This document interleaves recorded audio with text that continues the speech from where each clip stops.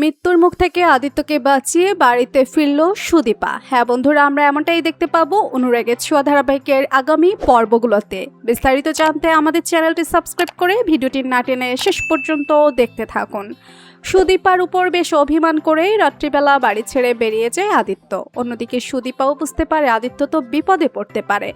আদিত্যর মাথা ঠিক নেই, এত রাতে গেলই বা কোথায়, আর ফিরছে না কেন। সুদীপাও বাইরে বের হতে চায়, তবে গায়ত্রী চৌধুরীর প্রশ্নের সম্মুখীন হয় সুদীপা গায়ত্রী চৌধুরীকে কথা দেয় তার জন্য তার বাড়ির ছেলের কোনো ক্ষতি হবে না। থানায় গিয়ে জানতে পারে সুদীপা নর্থ বেঙ্গলের একটা থানায় চলে গেছে আদিত্যকে থামানোর জন্য ওই ঝড় বৃষ্টির রাতেই আদিত্যর পিছনে সুদীপা। একটা সময় দেখতে পাই সুদীপা আদিত্যর রাস্তায় পড়ে আছে। আদিত্যর আসলে বাইক অ্যাক্সিডেন্ট হয়, তবে ওই অ্যাক্সিডেন্টে আদিত্যর তেমন কোনো ক্ষতি হয় না।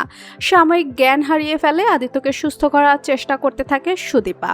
আদিত্যর জ্ঞান ফিরে আসে এবং জ্ঞান ফিরে এলেই আদিত্য বিড়বিড় করে বলতে থাকে, আমি আপনাকে ভালোবাসি সুদীপা, আমি আপনাকে ভালোবাসি, আমি আপনাকে ছাড়া বাঁচব না। আদিত্য মুখ থেকে এমন কথা শুনে সুদীপা চমকে যায়, ভাবতে থাকে কি বলছে কি মিস্টার চৌধুরী, এসব মনের ঘোরের মধ্যে বলছে।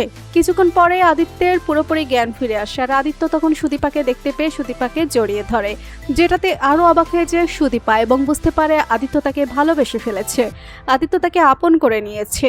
তো বন্ধুরা, তোমরা এটাই চাও তো যে এভাবেই যেন মৃত্যুর মুখ থেকে বাঁচিয়ে সুদীপা আদিত্যের মনের কথা জানতে পারে এবং দুজনের মিল হয়? কমেন্ট করে জানিয়ে দাও তোমাদের মতামত। আর আমাদের চ্যানেলে নতুন হয়ে থাকলে চ্যানেলটি সাবস্ক্রাইব করে রাখুন, যেন অনুরাগের ছোঁয়া ধারাবাহিকের যে কোনো আপডেট ভিডিও সবার আগে পৌঁছে যায় আপনাদের কাছে। ধন্যবাদ সবাইকে।